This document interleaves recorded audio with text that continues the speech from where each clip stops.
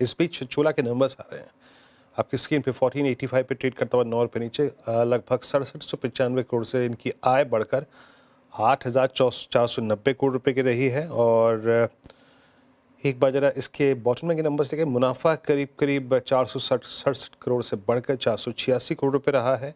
और एक बार स्क्रीन पे इंट्राडे चार्ट्स भी रखिएगा, यहाँ पर थोड़ा टिक बाय टिक्स में इसके रीड करना चाहूँगा। छोला मतलब जो एनबीएफसी सबसे स्ट्रॉन्ग मूव जनरेट करने वाली थी उसमें से ये भी शामिल था। नाउ इट्स 1491 और मेरे ख्याल से थोड़ा सा ये नीचे लोअर ट्रैजेक्टरीज में ट्रेड कर रहा है। मुनाफा करीब अगर आप देखिए इस बीच मसगांव का भी नंबर आ चुका है, यस इट्स मसगांव। यहाँ पे मुनाफा करीब 627 करोड़ से बढ़कर 807 करोड़ रुपए रहा है। और दो नंबर्स एग्जैक्टली अगर आप देखें एक साथ आए हैं। मैं जरा दोनों के चार्ट्स को देख लूँ कि यहाँ पर एग्जैक्टली थ्रस्ट कौन जनरेट कर रहा है। इट्स मसगांव डॉक, मेरे ख्याल से वो थ्रस्ट जनरेट करता हुआ, क्योंकि नंबर्स भी अच्छे हैं और इसकी प्लेसमेंट भी काफ़ी अगर आप देखें ओवरसोल्ड थी। 2248 पे ट्रेड करता हुआ। मुनाफे की फिगर अच्छी है यहाँ पर और इनका जो टॉप लाइन की फिगर है वो अभी नहीं आई है, बट स्टॉक रिएक्ट कर रहा है बहुत स्ट्रांगली पॉजिटिवली। ये राजेश अग्रवाल जी, मसगांव डॉक पे आपका व्यू क्या है, कैसे अप्रोच कर रहे हैं आप इसको? देखिए, सारी शिपिंग के स्टॉक्स अगर आप देखो तो ऊपर के लेवल से बड़ा अच्छा कट दिखा चुके हैं। कुछ एक स्टॉक तो 50-50, 60-60% का कट दिखा चुके हैं, बावजूद इनके कि ऑर्डर बुक अच्छी थी, नए ऑर्डर्स अच्छे आ रहे हैं। इस बार के बजट में भी शिपिंग वगैरह को थोड़ा बढ़ावा दिया गया। मुझे लगता है इन लेवल्स पे खरीदारी की पूरी वजह बनती है, अगर आपको मध्यम से लंबी अवधि का नजरिया हो। पूरे नंबर्स तो आने के बाद ही मार्जिन वगैरह की प्रोफाइल समझ में आएगी, लेकिन वैल्यूएशन के लिहाज से मुझे लगता है यहाँ पे थोड़ा सा एक्सपोजर दिया जा सकता है। के हिसाब से थोड़ा सा एक्सपोजर फिलहाल राजेश अग्रवाल जी की तरफ से ये रणनीति आती है इस पर्टिकुलर काउंटर में, मसगांव डॉक शिप।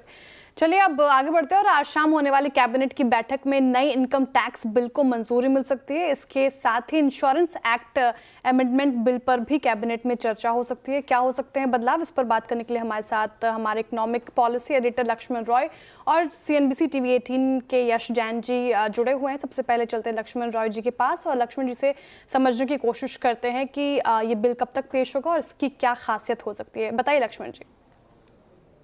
देखिए, दरअसल आज शाम इनकम टैक्स बिल 2025 यानी 2025 को मंजूरी मिलने की संभावना है और इस बिल को कैबिनेट से मंजूरी मिलने के बाद अगले हफ्ते सोमवार या मंगलवार को लोकसभा में इसे पेश किया जाएगा और पेश करने के साथ ही इसे संसद की स्थायी समिति जो कि वित्तीय मामलों पर है उसके पास भेज दिया जाएगा और इस स्टैंडिंग कमेटी की सिफारिश आने के बाद फिर इस बिल को लोकसभा से पारित कराया जाएगा। लेकिन इस बिल में सबसे बड़ी बात जो है कह सकते हैं कि इनकम टैक्स से जुड़े हुए कानूनों को आसान बनाने की प्रक्रिया यहाँ पे लिखी गई है।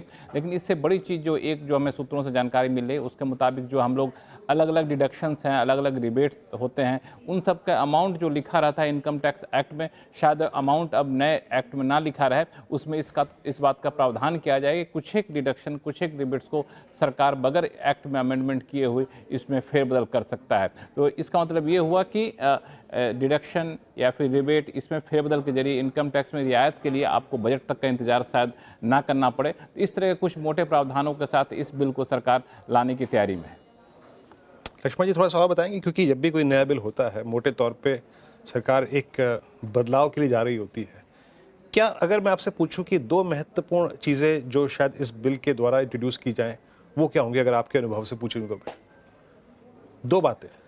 देखिए, इसमें सबसे बड़ी बात एक सबसे बड़ी चीज़ कि मिसाल के तौर पर स्टैंडर्ड डिडक्शन है। अभी वो 75,000 रुपये का स्टैंडर्ड डिडक्शन है जो कि इनकम टैक्स एक्ट में लिखा होता है 75,000 रुपये।